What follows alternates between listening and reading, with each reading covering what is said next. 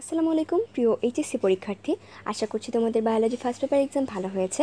তবে যাদের এক্সাম একটু খারাপ হয়েছে তোমরা মন খারাপ করে এখন বসে থেকো না, যেহেতু আমাদের next exam biology second paper, তো চেষ্টা করো ওটা দিয়ে যেন এইটা এক্সাম কভার হয়ে যায়। তো আজকে আমি তোমাদের জন্য বায়োলজি সেকেন্ড পেপারের সাজেশন নিয়ে চলে এসেছি। দেখো, আমাদের প্রথম চ্যাপ্টারটাই হচ্ছে প্রাণীর বিভিন্নতা ও শ্রেণীবিন্যাস। চ্যাপ্টারের যে মূল পর্বগুলো রয়েছে এই পর্বগুলোর বৈশিষ্ট্যগুলো খুব ভালোভাবে পড়ে নেবে, উদাহরণগুলো দেখে নেবে। অনেক সময় কোয়েশ্চেনে আমাদের ফিগার দেওয়া থাকে, সেখান থেকে ফাইন্ড আউট করতে হয় কোন পর্ব। আবার অনেক সময় যে এক একটা পর্বের যে কিওয়ার্ডগুলো রয়েছে, যেমন রেচনাঙ্গ, চলনাঙ্গ, এই কিওয়ার্ডগুলো দিয়েও কিন্তু কোয়েশ্চেন করে। তো তুমি যদি পর্বের বৈশিষ্ট্যগুলো ভালোভাবে জানা থাকে তোমার, তাহলে তুমি সেখান থেকে পার্থক্য আসলে পার্থক্যও লিখতে পারবে, আবার তুলনা চাইলে তুলনাও করতে পারবে।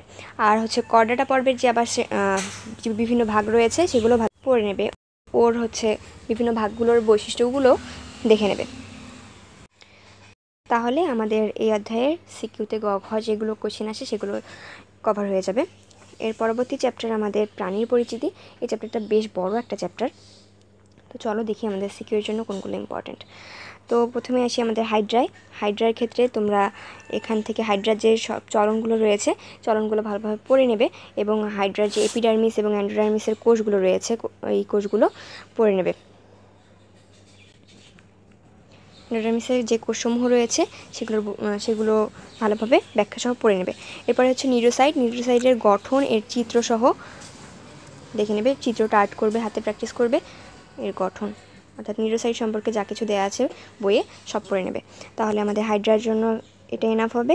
এরপরে আসি আমাদের ঘাসফড়িংয়ের ক্ষেত্রে তোমার উজ্জ্বল আলোতে, অন্ধকার আলোতে যে বিম্বগুলো গঠিত হয়, অ্যাপোজিশন এবং সুপার পজিশন বিম্ব, সেটা এখানে বেশি ইম্পর্টেন্ট। এরপরেরটা হচ্ছে আমাদের রুই মাছের ক্ষেত্রে রুই মাছের বায়োথলি, এটা চিত্রটা দেখে নিও। এবং হচ্ছে রুই মাছের সংরক্ষণ, এটা হচ্ছে ঘয় দিয়ে দেয়। চেষ্টা করবে যদি অন্য চ্যাপ্টারের সিকিউ দিতে পারো তাহলে সেটা দিও। এই রুই মাছের সংরক্ষণ এই টাইপের কোশ্চেন যদি আসে তাহলে কিন্তু ফুল মার্ক পাওয়া যায় না। তো এগুলো পড়লে আশা করছি এই অধ্যায়ের জন্য এনাফ, এখান থেকে কোশ্চেন পাবে। এরপরে চ্যাপ্টারটা হচ্ছে আমাদের মানব দেহ সম্পর্কিত যে চ্যাপ্টারগুলো রয়েছে এগুলো বেশি ইম্পর্টেন্ট, পরিপাক ও শোষণ। তো এই চ্যাপ্টারটা কিন্তু অনেক বেশি ইম্পর্টেন্ট। তো চলো দেখি আমাদের যকৃতের যা কিছু দেওয়া আছে, যকৃতের গঠন, তারপরে হচ্ছে এর বিপাক ক্রিয়া, তারপরে সঞ্চয়ী এবং বিপাকীয় ভূমিকা যেগুলো রয়েছে এগুলো সব পড়ে নেবে। এরপরে আসি আমাদের অগ্নাশয়ের ক্ষেত্রেও কিন্তু পরিপাকী অগ্নাশয়ের ভূমিকা এটা দেখে নেবে। এবার ক্ষুদ্রান্তের ক্ষেত্রে যেগুলো দেওয়া আছে, ক্ষুদ্রান্তে পরিপাক ও শোষণ, এগুলো ভালোভাবে পড়ে নেবে, এবং পাকস্থলীতে পরিপাক এগুলো দেখে নিও। এবং আমাদের যে অগ্নাশয়ের ক্ষেত্রে তোমার বহিঃক্ষরা এবং অন্তঃক্ষরা গ্রন্থি যেগুলো রয়েছে এগুলো ভালো করে দেখে নেবে। ওখানে আমাদের আলফা বিটা গামা কোষ যে রয়েছে সেগুলো কী ক্ষরণ হয়, এইসব কিন্তু এমসিকিউতে যেমন পাবে আবার সিকিউতে চলে আসে।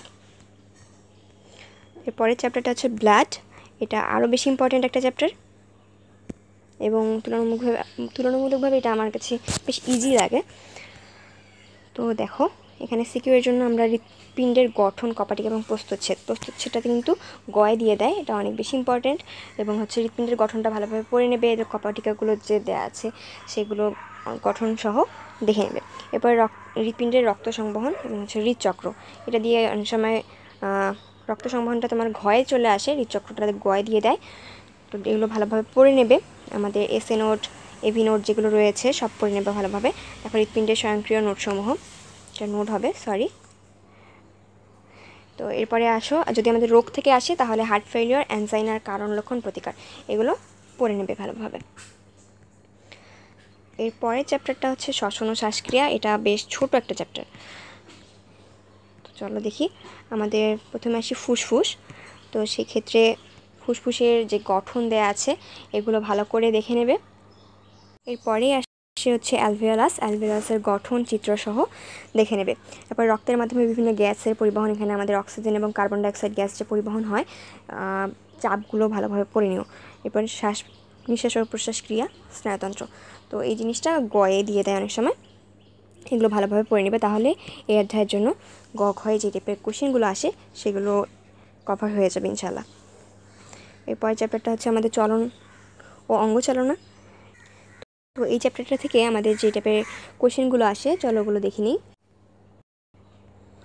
দেখো এখানে অস্থির অন্তর্গঠন, এটা চিত্রসহ পড়ে ফেলবে। এরপরে দেখো বিভিন্ন প্রকার পেশির গঠন। এখানে তুমি যদি গঠনগুলো পারো, বৈশিষ্ট্যগুলো জানো, তাহলে তুমি পার্থক্য ইজিলি লিখতে পারবে। আবার বইয়ে তোমাদের ছক আকারেও দেওয়া আছে, ওখান থেকেও পড়ে নিতে পারো। তোমার ঐচ্ছিক পেশি, অনৈচ্ছিক পেশি, হৃৎপেশির এগুলোর গঠনগুলো ভালোভাবে পড়ে নেবে চিত্রসহ। এরপরে দেখো আদর্শ কশেরুকার গঠন। এক্ষেত্রে তুমি চিত্রটা হাতে প্র্যাকটিস করো। আদর্শ কশেরুকার গঠনে যেগুলো দেওয়া আছে সবগুলো ভালোভাবে পড়ে নেবে, সব বৈশিষ্ট্যগুলো। এরপরে হাড় ভাঙার লক্ষণ এবং প্রতিকার, আমাদের ভাঙা মচকার যে জিনিসগুলো দেয়া আছে সেগুলো পড়ে নিও। এরপরের চ্যাপ্টারটা হচ্ছে আমাদের জিনতত্ত্ব বিবর্তন। এটা আমাদের লাস্ট চ্যাপ্টার এবং অনেক বেশি ইম্পর্টেন্ট একটা চ্যাপ্টার এবং ইজি চ্যাপ্টার। তো চলো দেখি।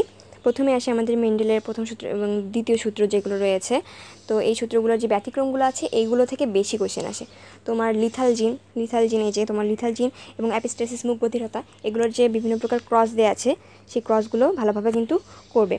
এবং হচ্ছে এখানে তোমার টেস্ট ক্রস এবং ব্যাক ক্রস এগুলো দেখে নিও, অনেক সময় এটা থেকেও কোশ্চেন দিয়ে দেয়। তো এই ক্রসগুলো প্র্যাকটিস করে নেবো ভালোভাবে। এরপরে আসে আমাদের বর্ণান্ধতা, মুখ বধিরতা, হিমোফিলিয়া, যে ক্রসগুলো বিভিন্ন প্রকার দেয়া আছে সেগুলো থেকে কিন্তু কোশ্চেন আসে। তোমার ব্লাড গ্রুপটা একটু দেখে নিও, তাহলেই আমাদের সিকিউ এর জন্য এই অধ্যায়টাও কভার হয়ে যাবে।